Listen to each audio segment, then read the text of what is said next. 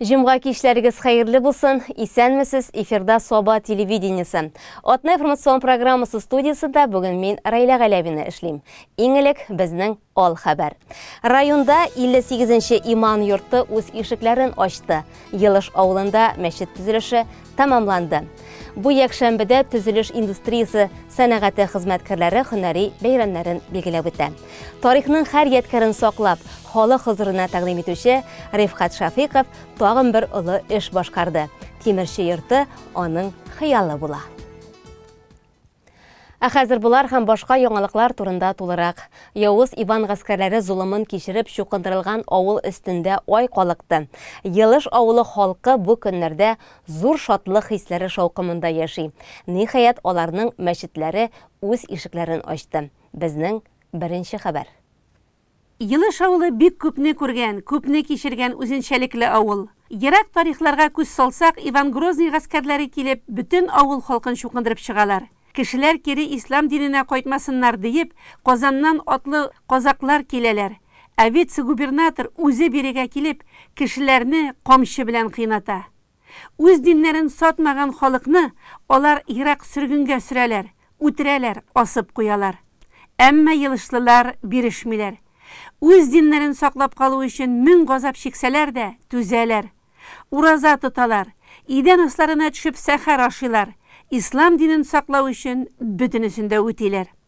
Йылыш авылы тарихының иң яқты битләренең берсе мөгаен 2020 елның 1 августы булыр. Биредә мәчет ачыла. Бу районыбызда мәчетләр саны буенча 58-нчесе. Бу тарихи бәйрәмгә авылның олысы да кешесе дә килгән. Алар зур шатлыкларын бүлешәләр. Алар белән бергә Казаннан, Сабадан һәм Татарстанның төрле төбәкләреннән килгән дин әһелләре дә җыелган. Һәр кем ихластан сөенә, шатлана, куана, мәчет ачылуның тантанасын рәсми төстә башлаганчы җыелган халык мөнәҗәтләр тыңлый. Үзең сакла, ватык сүзләр белән ватма, ватык сүзләр белән ватып, үзеңне җәһәннәмгә атма. Бу дөньяга алданмагыз, алдамады ул кемнәрне, җыйган малың барда калыр, гафил булма шул көннәрне. Аллаһ йорты булган җирдә бәрәкәт бар, тынычлык иңгә. Аллаһ Субхана ва Тааляның рәхмәте иңгә ул авылга да. Һәм инде Пәйгамбәрбез саллаллаһу алейхи ва саллям әйтә: "Мен бана масҗидан баналлаһу лаху байтан фил җанна."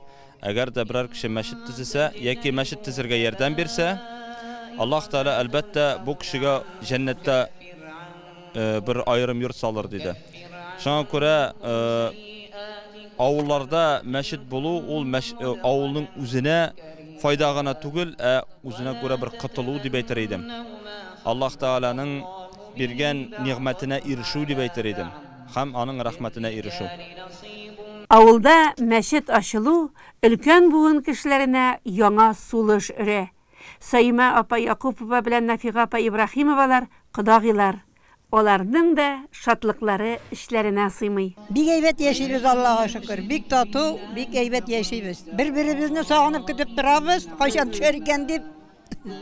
Шулай. Сез урта бишәгә барасызмы соң? Йөри алганда йөрдем, хәзер йөри алмыйм инде, йөри алмыйм хәзер. Хәзер таяксыз йөри алмыйм. Мәчетләргә барырсыз микән, киресез микән? Нәрсәләргә? Мәчеткә киресез микән? Әле бер кирип намаз укып чыктык бер көнне, бер сеңнем кайткан иде Казаннан. Кирип икебез аның белән намаз укып чыктык. Авылыгыз матурланып киткән кебек булдымы? Матурланып китте инде, бик матурланып китте. Бөтен авылга ям биреп тора бит инде, Аллаһка шөкер. Аллаһка шөкер. Киргән кешегә хәзердән ачык тора, килгән кеше укып та чыга, шунда ачык торгач намазында укып чыга. Озанын да әйтеп китәләр. Шу озан тыңлап торабыз инде, әйтмәсләр микән, булмас микән дип. Безгә якын булгач ишетелә монда, мин шушы идәнне торам. Озын гомерле булсын инде. Амин, шулай булсын инде, шулай булсын. Ие, ішенә йөрүчеләр булып инде, иннеләр, имамнар булсын инде. Менә шулай итеп, өметләнәбез инде нәрсә булыр белмим. Әнә шулай зур өметләр белән киләчәккә карыйлар өлкәннәр. Йылышлылар бүген Югары Шытсу авылы егете, төзүче, эшмәкәр Әнәс Хидиятуллинга мең рәхмәтле. Авылда мәчет төзүне ул башлап җибәргән. Ул төзеткән, үзе эшләгән, кешеләрен дә үзе тапкан. Иншаллах, Аллах капкаларын ача. Аллаһның рәхмәте чиксез, әйткәнемчә. Монда инде шул көнне мин гадәттә инде кая барсам да эшем дә шундыйга җайланган теге сәфәрләр, командировкалар минем эш буенча инде Россиянең күп илләрендә әйтик. Без беренче мәчетне барлыйбыз. Мәчет бармы, юкмы? Менә беләсезме, әллә инде урыс җирлектәрендә Аллаһның рәхмәте мәчетләр барлыкка килә. Анда җомгага кешеләре сыймый, шаккатасың, альхамдулилла дисең. Иманда инде безнең мәйтәм Күрше авыл, Йылыш авылы бинасы хәзерге көндә ябык, ничек мәйтәм, монда мәчет булмаска тиеш дип тәвәккәлләп, мин инде безнең авыл советы председателенә чыгып, шушы мәсьәләне күтәреп, мин инде башта курку, ничек ул курку, мин әле уйламаган бу хәтле булып та чыгар дип. Мин уйлаган идем, бәлки искене яңартырбыз дип. Шундыйрак фикердә бар иде. Ну инде ахырда килешкәч, мондагы абыйлар белән җыелып, бер шура уздыргач, без уйладык яңаны салырга инде. Хәерлесен Аллаһ бирде инде, шул яңа булды. Мәчет ачкан вакытта бик күп яңа кешеләрне очраттык. Алар барысы да сезнең дусларыгыз булып чыктылар. Шулай бүтән Татарстаннан җыеп, үзегезгә ярдәмчеләр таптыгызмы?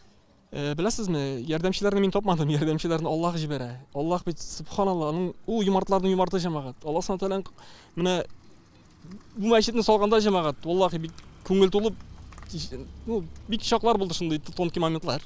Русча әйтәм инде. Шуңа күрә Аллаһның менә чиксез юмартлыгына, рәхимлегенә шаккатасың. Просто без җәмәгать безнең тәвәккәллек җитми. Без куркабыз җәмәгать. Аллаһка беренче чиратта Аллаһка сәбәбен кылып, Аллаһка тәвәккәлләргә кирәк. Biz ya сәбәбен кылмыйбыз, я Аллаһка тәвәккәлләнмибез. Менә шу ике бер булганда җәмәгать, иншаллаһ, бар да яхшы булачак. Әнәс, менә бу мәчет күпме төзелде? Әле бу мәчет менә бүгенге көндә әле аңа 2 ел юк, безнең сентябрьдә, әле иске бинаны үтә башлаганда гына сентябрьдә 2 ел була иншаллах.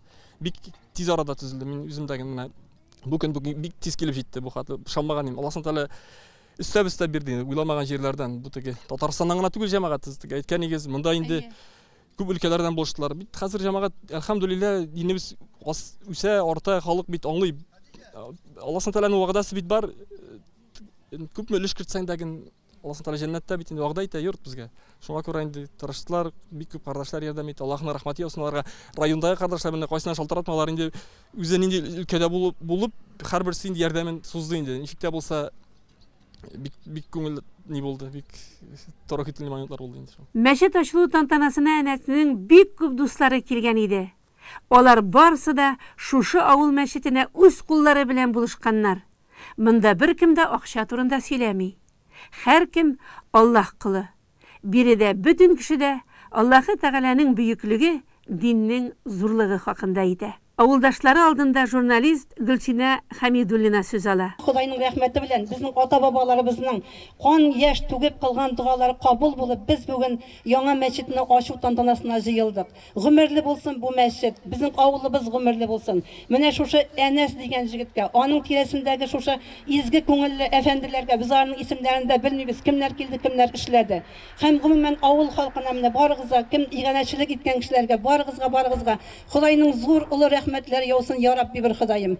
Алга табада безгә шушы мәчеттән таралган иман нурына балкып, шул нур астында Аллаһы Тәгалә безгә якынайып яшәргә язсын, гыйбадәтләр кылып яшәргә язсын. Хәзер мин инде сүзне Татарстан Фәннәр академиясе каршындагы Мәҗәни исемендәге Тарих институтының бүлек мөдире профессор Илдус Куддус улы Заһидуллинга бирәм. Хөрмәтле йолышлар, исәнмесез? Сезне шушындый олы вакыйга, олы тантана белән күңелдән котлыйм. Татарстан дәүләт архивында эшләгәндә Йылыш авылының 19-нчы гасыр, 20-нче гасыр документларын караганда бу авылның батырлыгына сокланып, шаккатып укыган идем. Һәм бу авылның тарихы турында романнар да язарга мөмкин, кинолар төшерергә мөмкин, чөнки ул маҗаралы, гыйбрәтле һәм иң мөһиме җиңүле тарих. Шул ук полициянең, казакларның, миссионерларның, илми искенең каршы торуын җиңеп, алар көчле рух белән үзләренең дин иреген яклаганнар. Революциягә кадәр ислам динен тараткан өчен анда 10 ел һәм артыгракка сөргенгә сөрә торган булган кешеләрне шуннан курыкмыйча менә 60 елда Миңлебай исемле мулла ибадат йорты ачып, азан укып башлаган эш, ул үзе 68 елда Мамалаш төрбәсендә үлеп китә. Аның хатыны яңадан ислам диненә кайтып башлаган эш 1907 елда көзендә яңа мәчет төзү белән тәмамлана. Һәм әйтергә кирәк, аның гыйбрәте шуннан гыйбарәт. Монда бит 69 елда авылга керү янында 300 кеше сыя торган Архангель ширкәте төзиләр. Аңарчы ачып куялар Изигури мәктәбен, анда балаларны укыту өчен 4 ел укыталар. Һәм инде көрәш бара, яшерен татар мәктәпләре җиңеп чыгамы, или шушы миссияләр мәктәбе дип. Аннан соң инде шул мәктәп янына тулай торак төзеп куеп, анда бөтен тирәяктагы көрәшен авылларыннан ятим балаларның кызларын укыта башлыйлар. Ялыш хатыннары укытучыны кыйнап та карыйлар.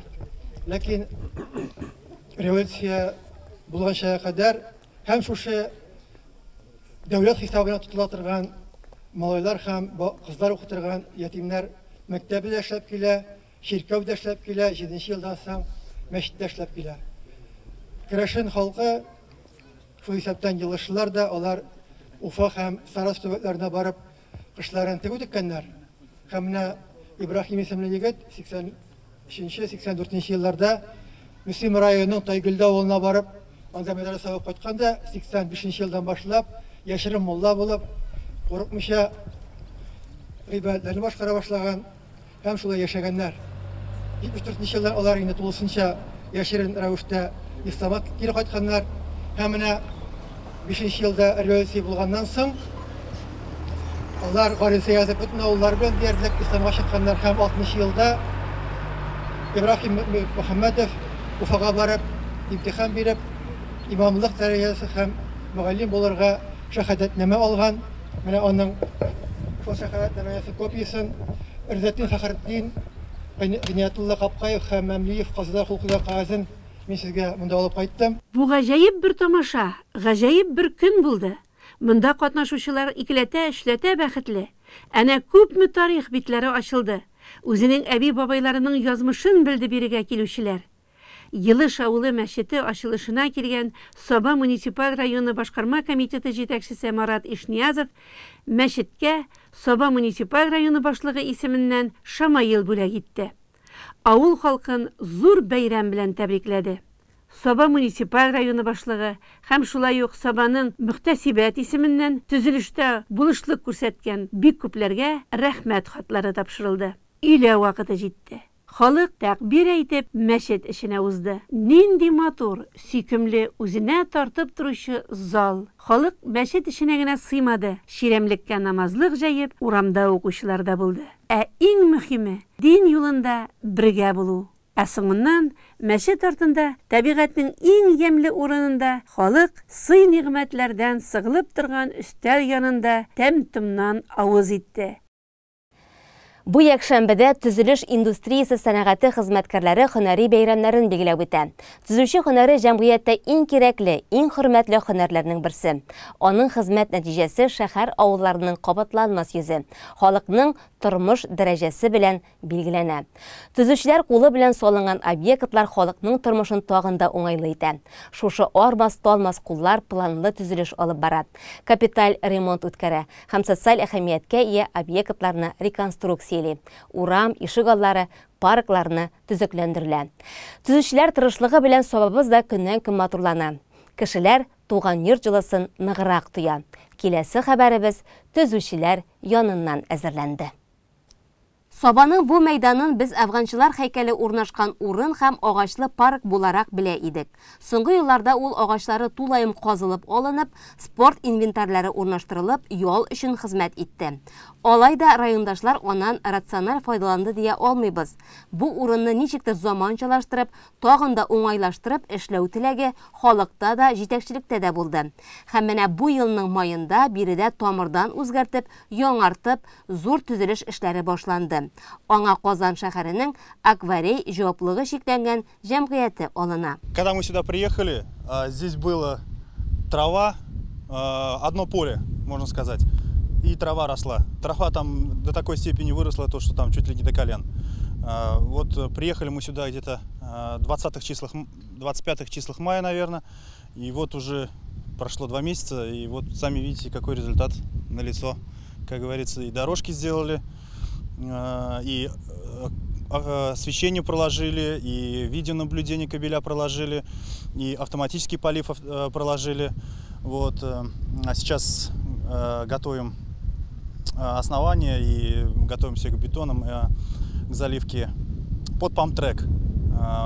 Для велосипедов, для скейтов, для детей там будет и для взрослых скейт памп-трек, и детский тоже будет памп-трек. Бу парк Турак һәм шәһәр мөхите илкүләм проекты һәм комфортлы шәһәр мөхитен формалаштыру федераль проекты нигезендә төзелә. Аквари җәмгыятенең бу программаларны гамәлгә ашыруда зур тәҗрибәсе бар инде. Төзелеш индустриясендә 10 ел хезмәт итү нәтиҗәсендә алар республика буенча күп санлы төзелешләр алып баралар. Аларны җиренә җиткереп башкарып, халык куллануына тапшыралар. Безнең Соба районында гына да бу җәмгыять төзүчеләр өчен 3нче объект. Олимп стадионы, Ямле Соба яр буйда акварий төзүчеләре эшләре.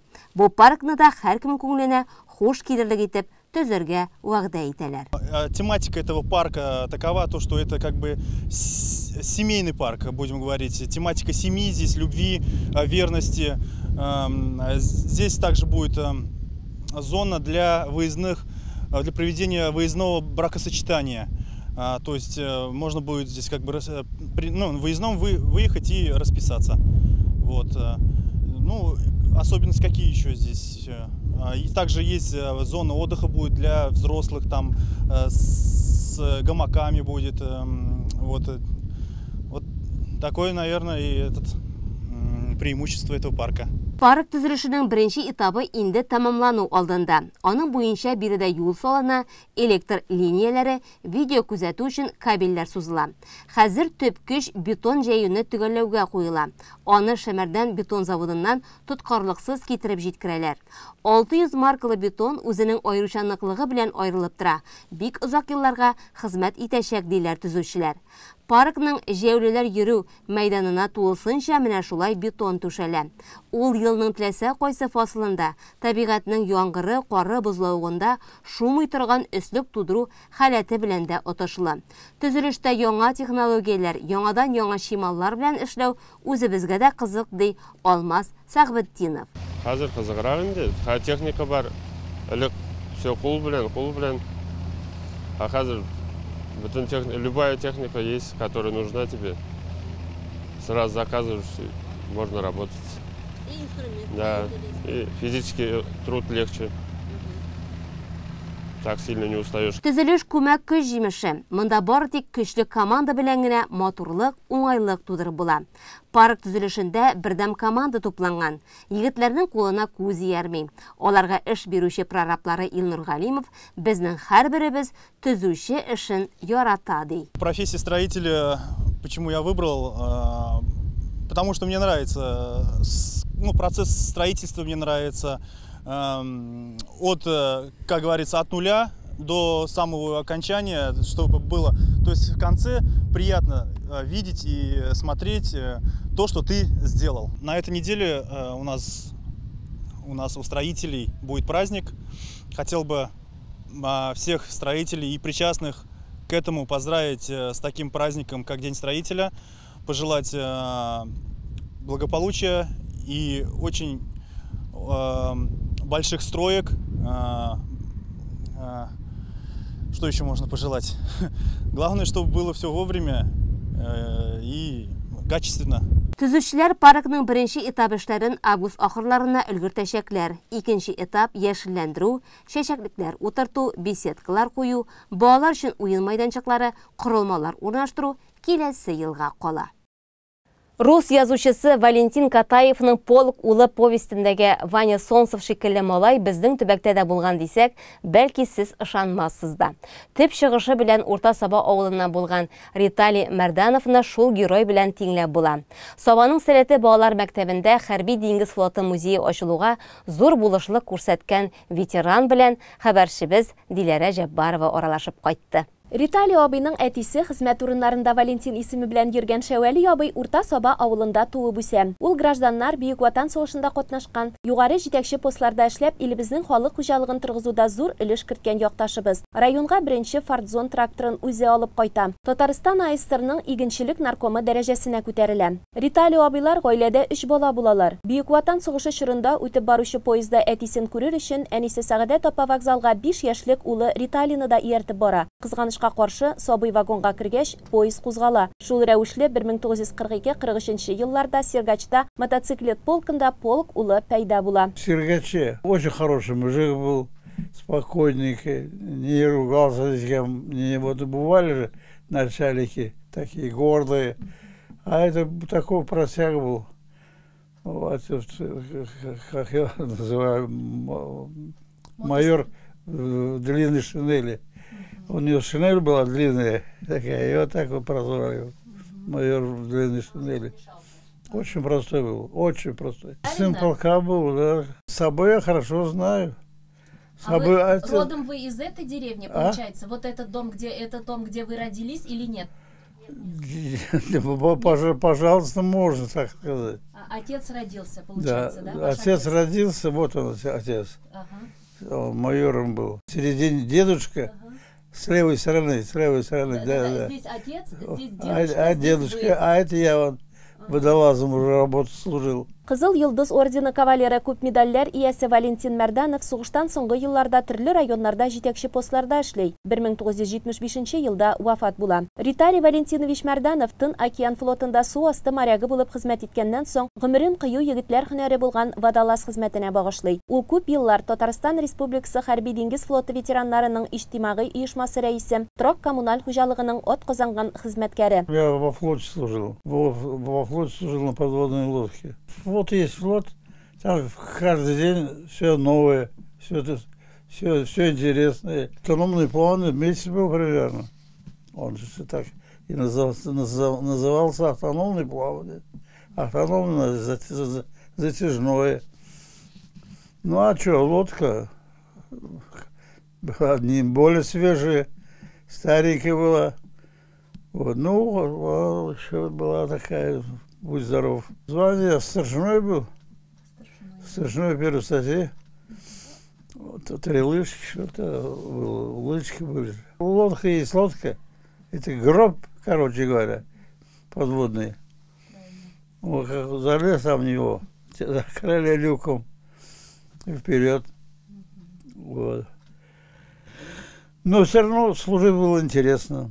Интересно, когда служишь, и легче служить, во-первых, когда ты с интересом служишь. Там, я старшина был, то уже старшина первой статьи был, звание, ну, на флоте старшина нормально. 59 ел буе гомер иткән карчыгы Тәскирә апа Ритали абый әле һаман да төшләрендә диңгез күреп уяна ди. Тату гаиләдә алар 2 кыз тәрбияләп үстергәннәр. Бер оныкчыклары бар. Башкалабыз Казанда яшиләр. Әҗәйләрен Ритали абыйның әтисе туган йортта Урта Сабада үткәрәләр. Ни әйтсәң дә, туган як туфрагы үзенә тарта бит. Теләшидәге туган авылым комплексы хуҗасы Рифкат Шафиков эшмәкәр генә түгел, хәйрияше, зур фантазияга бай кешеләрнең берсе. Андагы яңалык, үзгәрешләр белән без сезне һәрдаим таныштырып барабыз. Үз биләмәсендә зоопарк, музей да барлыкка китерде ул. Теләге булган һәркем бергә килеп, хозурланып, ял итеп китә ала. Соңгы көннәрдә райондашыбыз хыялында йөрткән тимерче йортын булдырган. Хәбәрчебез Гөлназ Вахитова бу хакта тулырак сөйләр. Туган авыл комплексы кунаклары өчен яңалык. Затлы ял итү майданында яңа тимерче йорты барлыкка килде. Ул чын хезмәт урынын хәтерләтә. Тимерче үз сәпите белән эшкә килгән дә хезмәт көнен башлап җибәргән. Каравылчы, мал караучы, тимерче йорты авылда ир-егетләр, малайлар җыелып сөйләшеп утыра торган данлыклы урын булган. Рифкат абый хәтерендә дә шулай сакланып калган ул. Бу ине балача хатирәләрен яңартып барлыкка китергән. Без бит инде сугыштан соңгы туган балалар. Бик авыр елларда үстек инде ишле семьяда безнең авылның Улы Кибәч авылыннан инде мин үзем нәкъ үзәгендә тимерче алашыгы бар иде. Монда инде тимерче алашы ул һәрбер авылның йөрәге дип әйтик.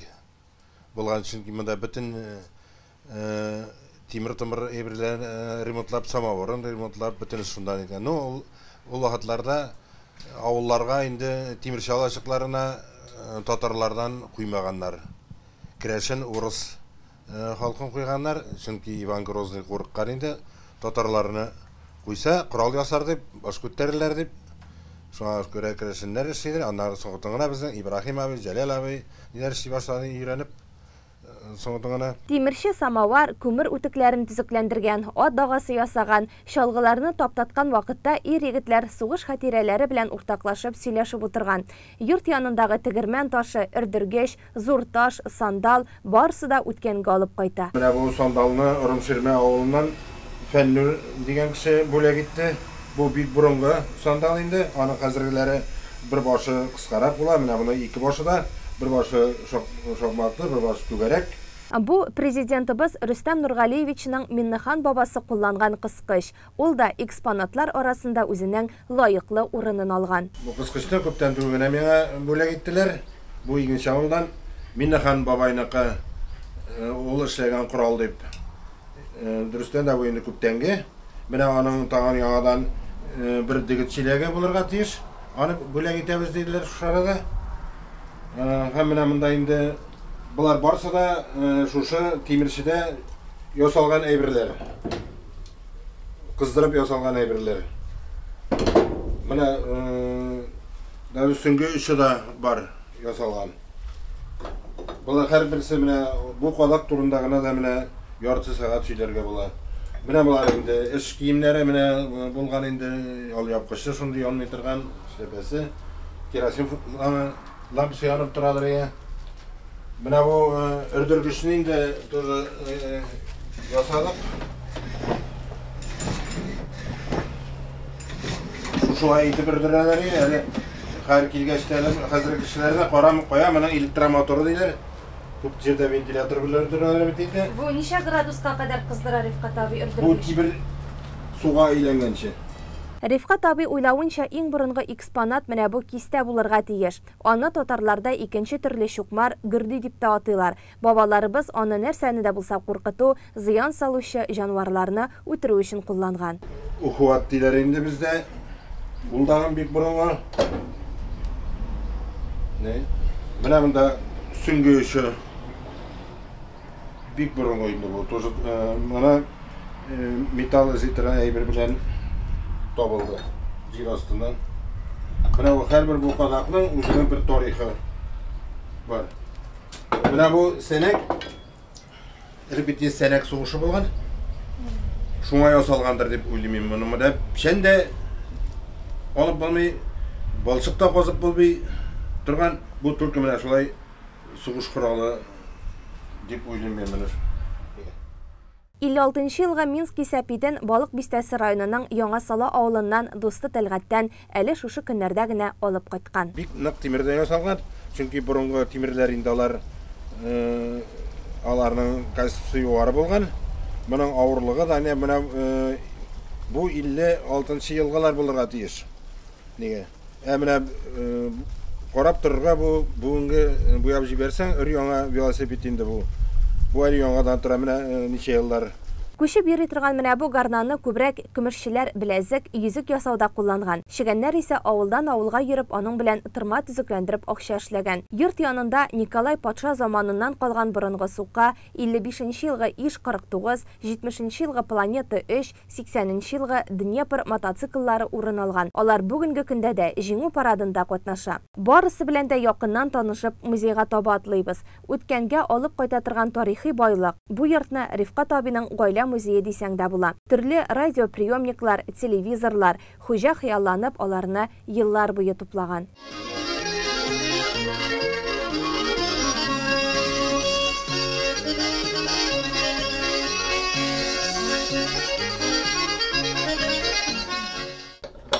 Иң борынгы экспонат менә шушы ыштыктыр дип беләм мин. Бу инде патша армиясендә хезмәт иткән солдатларның киноларда күргән бар менә ничә кырлы ул. 41 елгы табиб сумкасы белән яралыларны йөртүче насылка, борынгы чүлмәкләр, Фатхулла Газизовның сугыштан кайткан котелогы да кадерле яткар. Тагын берсе Суслангер җирендә металл эзләүче җайланма ярдәмендә табылган. Монда инде менә нәрсәгә генә күз салсаң да, нәрсәне генә тотып алсаң да, минем өчен иң кадерле, иң тарихи әйберләр. Менә монда бу күле сапларын, ярма ташын, менә бу бәби арбасын. Мин моны ул Кибәче авылыннан Хафизов Корбангали абыйлардан алдым нигезеннән. Бик авырлык белән генә алдым мин моны. Булар менә миңа ни өчен кадерле? Чөнки безнең авылда менә шундый итек басучылар, ustalar, balta ustaлары бик күп иде. Бunda bütün җирдә аларны сату белән Икшермә базарында да, Теләче базарында да, Шүйле базарында да, Шүриле базарында да, һәр базарда инде кибәчеләрне булган күргәннәр, менә ул чаңгы да сатып, көендә дә сатып, тәгәрбәч бик усталар булган. Арабызда көмешкә аппаратын күрүчеләр сирәк, кулланучылар бигрәк тә. Бу музейда исә аның иң борынгысы саклана. Менә бу көмешкә аппараты дагы бу кичә кибәч хан бабайның нигезенә кайтты. Бу борынгы үзе ясаган самогон куатырган аппарат, менә нәкъ шулай дип ниткән, монда брашка салганнар, монда кайнап торгач парга әйләнгән. Бу пар монда табакка салкын су ире кар салганнар, шуңа бәрелеп тамчы булып төшеп, менә тегеннән агып чыккан инде. Диварда Рифкат абыйның балалар бакчасына йөргәндә әти-әнисе бер туганнары белән төшкән фотосурәтләре саклана. Бу нәкъ ул үскән йорт. Биредә әйтерсең вакыт туктаган. Хатирәләр аңа һич кенә дә картаерга ирек бирмәй.